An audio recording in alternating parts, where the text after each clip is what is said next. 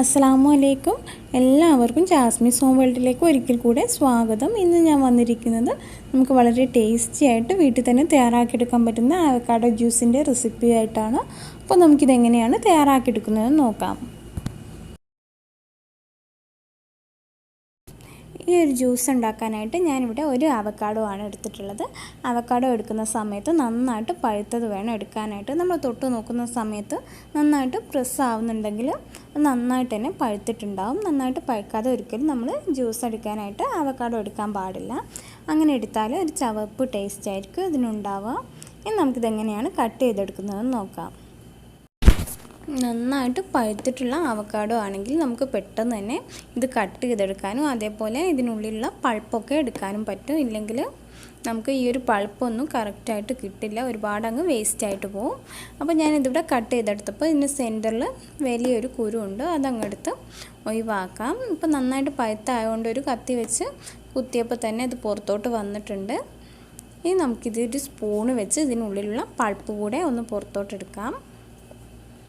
നമ്മൾ സാധാരണ മറ്റുള്ള ഫ്രൂട്ട്സൊക്കെ കട്ട് ചെയ്ത് കഴിക്കുന്ന പോലെ നമുക്ക് ഈ ഒരു ഫ്രൂട്ട് കട്ട് ചെയ്ത് കഴിക്കാനായിട്ട് പറ്റില്ല. കാരണം ഇതിനൊരു ചവപ്പ് ടേസ്റ്റാണ്. എങ്കിലും ഇത് ജ്യൂസ് അടിച്ചാൽ മറ്റുള്ള എല്ലാ ഫ്രൂട്ട്സിനേക്കാളും വളരെ ടേസ്റ്റി ആയിട്ടുള്ള ജ്യൂസ് തന്നെയാണ്.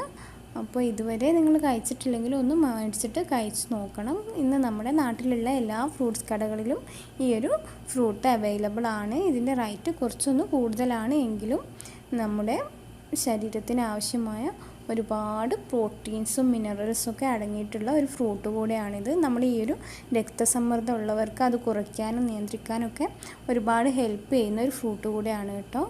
നമ്മളിത് കട്ട് ചെയ്ത് ഇതിൻ്റെ പൾപ്പൊക്കെ എടുക്കുന്ന സമയത്ത് മാക്സിമം നമ്മൾ സ്പൂൺ വെച്ചിട്ട് വടിച്ചെടുക്കാനായിട്ട് ശ്രമിക്കുക.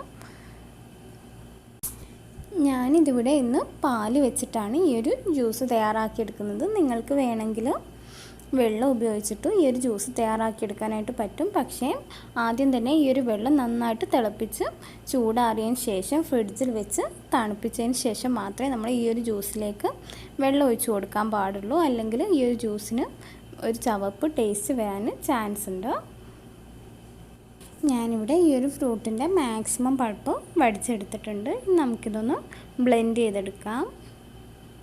ഇതിവിടെ ഒരു മിക്സിയുടെ ജാറിലേക്ക് മാറ്റിയിട്ടുണ്ട്. ഇനി ഇതിലേക്ക് ആവശ്യത്തിന് പഞ്ചസാര ചേർത്ത് കൊടുക്കാം. ഞാനിവിടെ 1/2 കപ്പ് പഞ്ചസാരയാണ് ചേർത്ത് കൊടുത്തിട്ടുള്ളത്.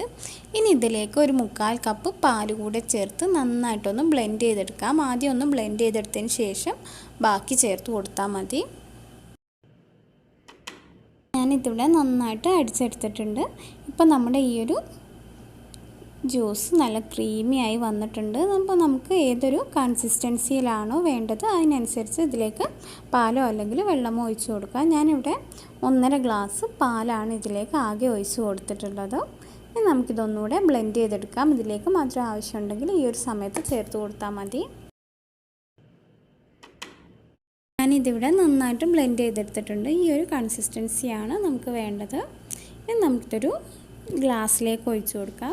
ഞാനിവിടെ ഒരു അവക്കാഡോ വെച്ചിട്ട് 2 പേർക്കുള്ള ജ്യൂസാണ് തയ്യാറാക്കിയിട്ടുള്ളത്.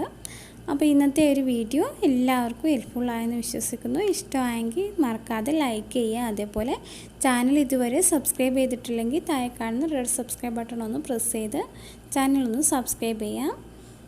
വീണ്ടും മറ്റൊരു വീഡിയോ ആയിട്ട് നമുക്ക് കാണാം. താങ്ക്